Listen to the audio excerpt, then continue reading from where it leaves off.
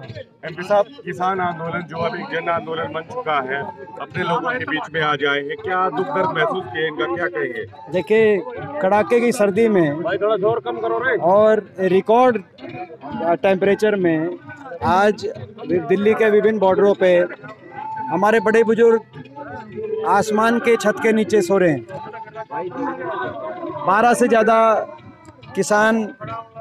किसानों की मृत्यु भी हो चुकी है। उन्होंने जान न्यौछावर कर दिया इस आंदोलन में। सरकार अब अपने हट को छोड़े, जिद को छोड़े, राज हट छोड़े और राज धर्म निभाए, किसानों की भावनाओं को स्वीकार करे।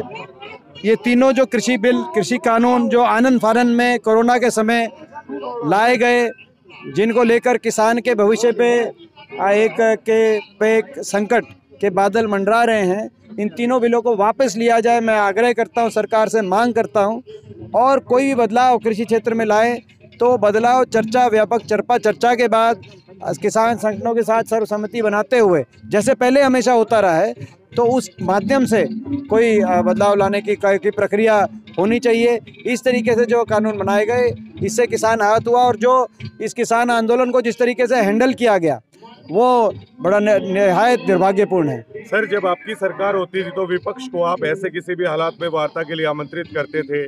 क्या विपक्ष को वार्ता के लिए आमंत्रित कर रहे हैं? देखिए, हम इस बात में सौभाग्यशाली मानते हैं कि 10 वर्ष चौधरी उपेंद्र सिंह हुड्डा जी के नेतृत्व में एक सरकार जो रही हरियाणा में, 10 वर्ष में कोई किसान आंदोलन नहीं हुआ हरियाणा में। जब भी कोई बात आती थी तो बैठ के कोई ना कोई समाधान निकाल लिया जाता था। मगर अभी दुर्भाग्य से ऐसी सरकार आई है, दिल्ली में हो चाहे चंडीगढ़ में हो, जो किसान की बात को जो है अनसुना करते हुए और बड़े औद्योगिक घरानों के हितों को किसान के हित के ऊपर रखते हुए जो चल रही है, यही इस बात के लिए आज किसान की लड़ाई है। और इस लड़ाई में एक किसान के बेटे होने के नाते, एक किसान होने के नाते, एक नौजवान देश के एक नागरिक होने के नाते मैं पूरी तरीके से किसान के साथ हूँ, इस लड़ाई में शामिल हूँ, और ये जो साथ और समर्थन देने हम यहाँ पे आए थे। और हरियाणा से एकमात्र विपक्ष के सांसद होने के नाते मैं ये भी आश्वासन अपने किसान भाइयों को देना चाहता हूँ कि जो है किसान की आवाज़ खेत से लेकर, सड़क से लेकर और संसद तक पहुँचाने की हर भरसक प्रयास हम करेंगे। अविश्वास प्रस्ताव के बाद सर लगातार सरकार है लॉबिंग में लग गई है, निर्दलीय विधायक हैं वो बुलाए जा रहे हैं, क्या कहेंगे, घबराई हुई है सरकार? देखिए, हमने पहले ही मांग करी थी, ये सरकार जनता में अपना विश्वास खो चुकी है। नहीं तो आपने बड़ौदा में देखा, बड़ौदा उपचुनाव 4 साल बचे जिस सरकार के, और बड़े बहुमत से जो सरकार के उम्मीदवार को लोग हराएं, तो यानी कि जनता में विश्वास रहा नहीं। और विधानसभा में भी अपना विश्वास खोते जा रही है।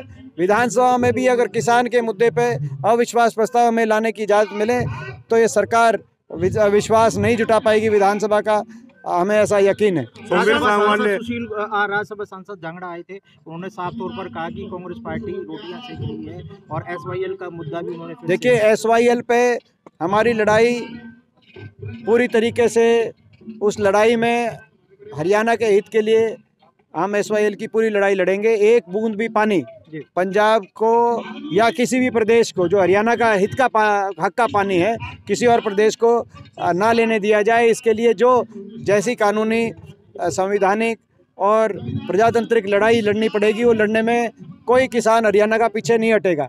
मगर अपने फसल के भाव को बचाने के लिए, अपने भविष्य को सुरक्षित करने की लड़ाई, ये इस लड़ाई में पूरा देश का किसान एकजुट है।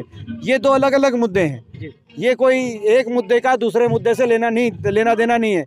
नहीं तो ये बीजेपी के जो सांसद अब बोल रहे हैं, ये बताएं कि जब हमारे हक में फैसला आ गया 3-4 साल पहले SYL का, तो ये 4 साल तक ये कहाँ छुपे हुए थे? ये बीजेपी के सांसद, बीजेपी के जो विधायक जो अब SYL की बात कर रहे हैं, 4 साल में इन्होंने SYL में एक बार भी ये क्यों नहीं कहा कि सुप्रीम कोर्ट में हमारे हक में फैसला ले दिया और मोदी सरकार SYL का निर्माण कराए और हरियाणा के हक का पानी हरियाणा पहुँचाए?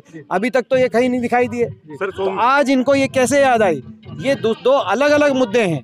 वो लड़ाई, उस लड़ाई में भी हम पूरी तरीके से तत्पर हैं, और किसान के फसल के और हकों की इस लड़ाई, फसल के भाव की और हकों की इस लड़ाई में भी हम तत्पर हैं। मेरे सामने जिस तरह समर्थन दिया है सर, क्या अन्य लोग भी अगर निर्दलीय आपको समर्थन देते हैं तो क्या सहमत होंगे, बातचीत करेंगे?